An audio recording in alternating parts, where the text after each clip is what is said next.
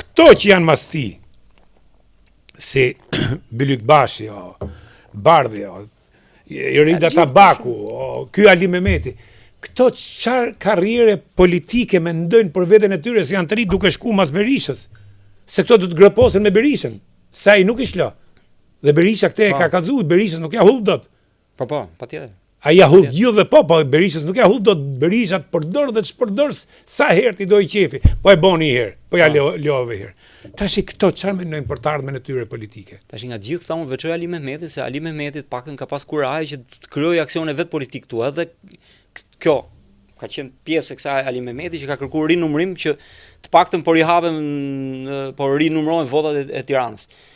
Kështu që në këtë mes unë besoj që Ali Mehmeti mendon që ajo parti duhet konkurohet aty mrena dhe në një farë mënyre të krijojë profilin e vet politik. Nuk ka qendrim kritik nga atij që shkaktoi gjithë këtë gjendje, qoftë edhe vjedhin që është bërë Ali Mehmeti me votat. Duhet mendojnë që Ali Mehmeti djegu Rajo dali dhe të flas hapur. Ore jam dakord, ne duhet çun qytetar, çun Tiranë, çun i pa komunim, po problemi nuk ka balls kur thonë amerikanët. Nuk ka balls që ti përballet atij dhe duke qenë se ky ja ve fajin gjithë, po jo atij që është faj Berishës, atëherë çfarë besimi unë?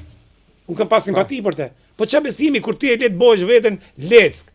Ai fritove primaret, hoqin nga primaret. Du të them unë jam dakord Ilir që ai nuk ka shku të kritikoj ose të prekë thelbin e problemit që është Berisha. Po pra. Por megjithatë ndryshe nga të gjithë tjerët aty ka krijuar një kurajo më shumë se të tjerët. Po çka kurajo? Mrena dekorimi të madh që ka ajo parti, domethënë unë e vlerësoj për faktin që ai e thotë i llaf më shumë që të tjerët nuk e thonë.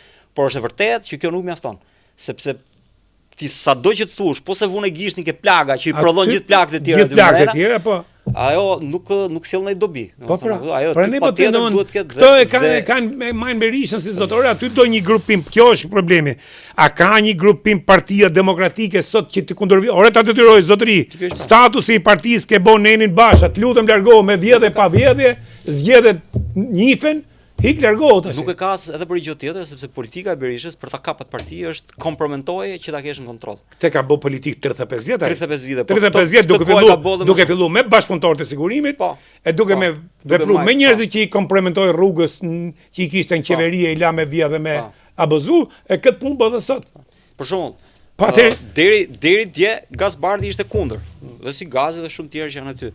Madje çfarë kanë thonë për Berishën? Kanë thonë që Berisha ka bashkëpunuar me bandat e Elbasanit, pikërisht to banda që akuzohet Rama. Baba i Zenit do në të gjitha. Kurse Berisha nga ana tjetër ka thonë që ai ka gisht në vrasjen e atij që u vra nga banda e Suelçelës, domethënë. Suelçelës. E kështu me radhë. Tashi për gjitha për Jorida Tabakun, mediat e Berishës kanë shpif që kanë thonë që merr leje ndërtimi nga Rama, domethënë për ku dëgjon atë tjetrin thoshin pallat Kaplane që merr pallate nga Rama, për këtë bashkisë Durrësit që konkurroi për bashkinë e Durrësit. Bardhi akuzonte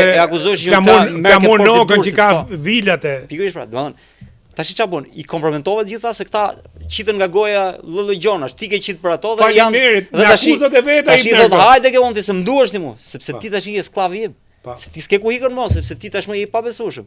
Dhe ti nëse do ikësh do qesh njerëzit, se nëse dazin këtë gjithë ta do i dalin sot Berishës, galla do jetë se askush nuk do shkojë mbas këtyre. Atëherë kemi një diferencë. Atëherë Rama ato që janë kompromentuar i ka lëshu, ja ka lëshu spakut.